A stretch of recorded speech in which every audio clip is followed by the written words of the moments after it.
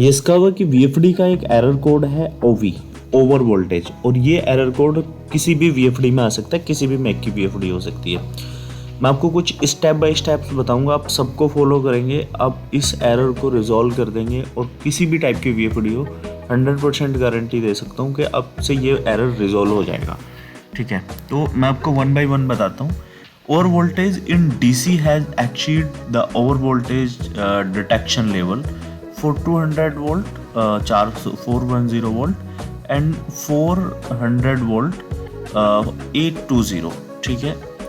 740 voltage when even is 1 in less than 400। चलिए मैं आपको बताता हूँ ये एक्चुअल में होता क्या है। पहले हम समझना होगा कि वीएफडी कैसे काम करती है। वीएफडी में देखो 3 फेज इनपुट आता है, उसके बाद 3 फेज इनपुट को वीएफडी क्या करती है, एक सेक्शन होता है जिसमें रेक्टिफायर सेक्शन होता है जो तो 415 वोल्ट को डीसी वोल्टेज में कन्वर्ट करता है। मतलब 400 वोल्ट है तो वो 820 वोल्ट के आसपास डीसी बन जाती है उसमें। अब कभी भी वीएफडी पे चेक करेंगे, ठीक है, तो वो 600 के आसपास और 820 के आस मैक्सिमम होगा। ठीक है, तो उतनी जो वोल्टेज है वो जनरेट होती है। ठीक है, तो अभी क्या है वो डीसी वोल्टेज होती है और उसके बाद फिर उसको वापस से एसी में कन्वर्ट करके और वीएफडी को मोटर को दे दिया जाता है। चलिए, अब इसके कई सारे रीजन हो सकते हैं ओवर वोल्टेज का। एक तो सबसे पहला रीजन ये हो सकता है कि जो हमारा डीएक्सीलेशन टाइम है वो बहुत कम हो सकता है। ठीक है, अगर डीएक्सीलेशन टाइम बहुत कम है, देखो वीएफडी तो एकदम इंस्टेंट रुक गई है, ठीक है, लेकिन है क्या वीएफडी में कुछ डीसी वोल्टेज जनरेट हो रखा है। ये एसी था तो उससे कुछ डीसी वोल्टेज जनरेट हुआ था, तो वोल्टेज कहाँ जाएगा?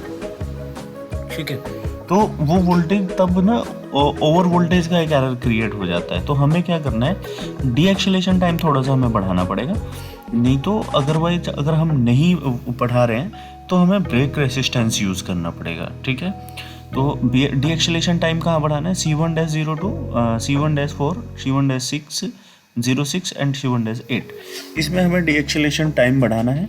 और या फिर हमें ब्रेक, अगर हमें डीएक्सीलेशन टाइम नहीं बढ़ाना है तो हमें ब्रेक रेसिस्टेंस इंस्टॉल करना पड़ेगा। First acceleration time cause the motor to overshoot speed reference. ठीक है, check the sudden drive acceleration triggered and over voltage alarm increase the acceleration time, use longer S curve acceleration and deceleration time। चलिए, excessive braking load, ठीक है, तो जो breaking load है वो बहुत ज़्यादा हाई है। ठीक है, the braking torque was too high because ये ना मतलब ब्रेकिंग जो है ना, जो ब्रेक लगा रखा है हमने वो बहुत ज़्यादा हाई है। ठीक है, surge voltage entered from the drive input power, ये कई बार ऐसा भी हो सकता है। ठीक है, जो सर्ज वोल्टेज होती है, सर्ज जो होती है एक एक्सटर्नल वोल्टेज होती है, वो इनपुट पे आ गई है और उससे एंटर हो गई है। इंस्टॉल द डीसी लिंक चोक, उसके लिए उससे बचाने के लिए ना या तो हमें सर्ज अरेस्टर यूज़ करना होता है, ठीक है, या फिर हमें डीसी लिंक चोक यूज़ कर लेते हैं तो वो सर्ज इनपुट नहीं जाती है। ठीक है, दूसरा क्या है, ground fault in output circuit causing the DC bus capacitor is overcharge. देखिए, कई बार क्या होता है कि ग्राउंड फॉल्ट ऑकवर्ड हो जाता है, जो हमारा जो कैपेसिटर बैंक है वो ज़्यादा ओवरचार्ज हो गया है। ठीक है, check the motor wiring to for the ground fault, correct grounding short and turn it power on back.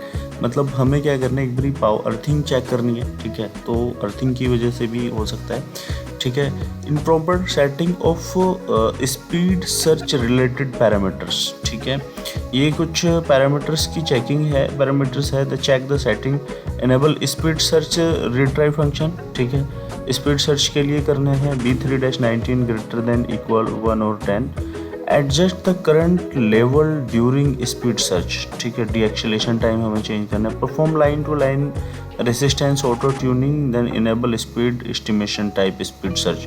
चलिए, excessive regeneration when overshoot occurs after acceleration. ठीक है, कई बार क्या होता है वीएफडी ना मोटर जो है ना वो ओवर ये ना रीजनरेशन मोड में आ जाती है। ठीक है, तो उस टाइम पे भी ये इशू हो जाता है। ठीक है, और ये हमेशा तब होगा जब लोड काफ़ी ज़्यादा होता है। ठीक, इसका रीज़न हमेशा ये होता है। Drive input power voltage is too high, आप इनपुट पे वोल्टेज चेक कर लीजिए, वोल्टेज हाई हो सकता है। अगर वोल्टेज हाई है तो उसको मतलब ऐसी वोल्टेज यूज़ कर लीजिए जहाँ पे प्रॉपर वोल्टेज होना चाहिए, मतलब 400 415 दो मोर देन 5% या 3% तक 5 वोल्टेज जो है 5 to 10 वोल्टेज हाई लो चलता है, वो अदरवाइज उससे ज़्यादा नहीं, कम ज़्यादा नहीं होना चाहिए।